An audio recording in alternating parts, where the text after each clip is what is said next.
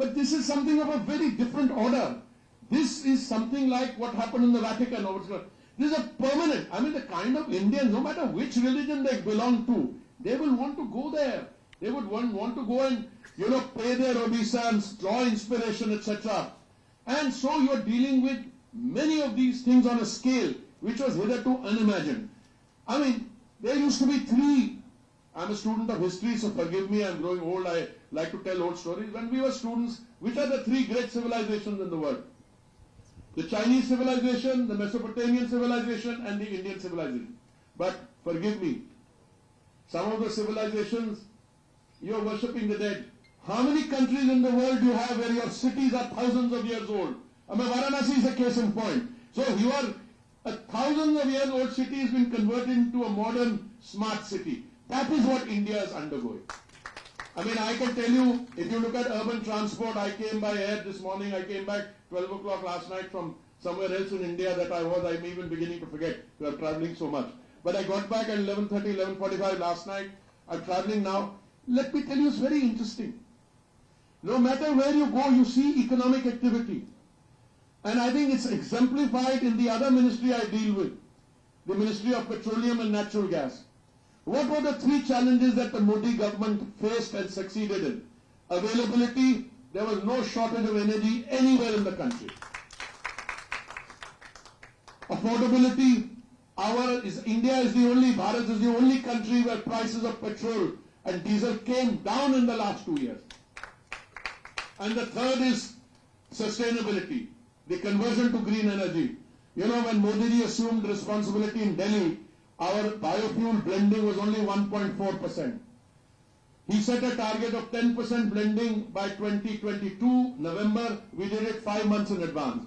We had a target of 20% blending by 2030. We have brought the target to 2025. If you see the rollout of electric cars, biofuel, we are making biofuel now from agricultural waste, parali, green hydrogen story. And in India, the rate of growth of demand in energy is 3 times the global average. Is that good or bad? I think it's very good. Because if you are consuming more energy, it means your economy is growing very fast. Because the sure sign of a collapsing economy is when the energy consumption starts to fall. But more than that, we're also doing more exploration and production.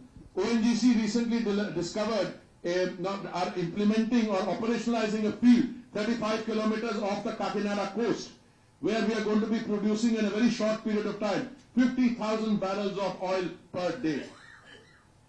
Now, if you look at the overall situation, a country on the move, a country where its citizens have a sense of being cared for, the most vulnerable section of our society during the pandemic, and I want to say 1 or 2 words about the pandemic.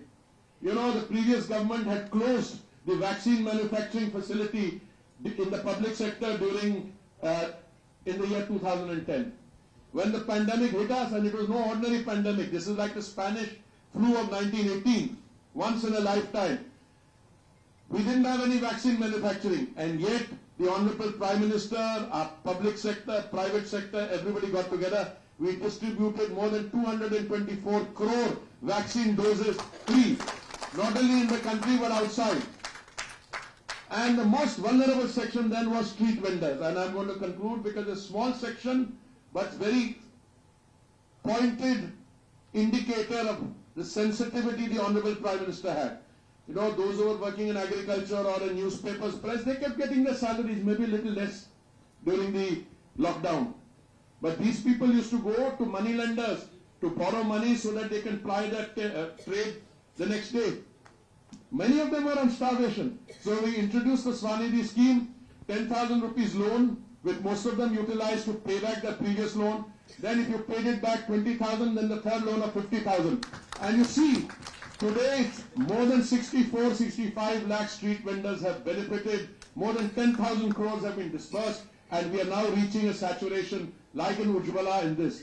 So I'm sorry I've taken a little more time than I had intended to.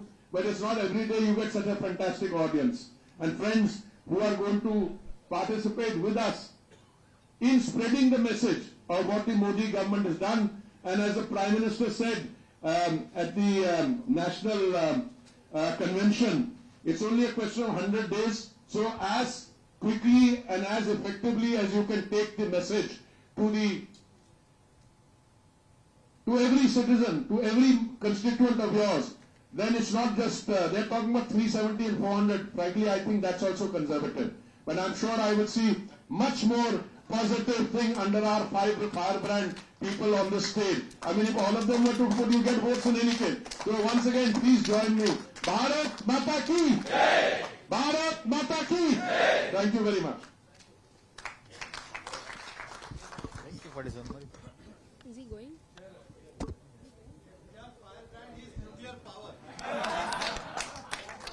அரிய கருத்துக்களை எல்லாம் நம்முடைய பேசி சென்றிருக்கும் அமைச்சர் அவர்களுக்கு மனமார்ந்த நன்றி. அடுத்ததாக நம்ம காலையிலிருந்து இந்த பட்டறையில காது தீட்டி காத்துக் கொண்டிருக்க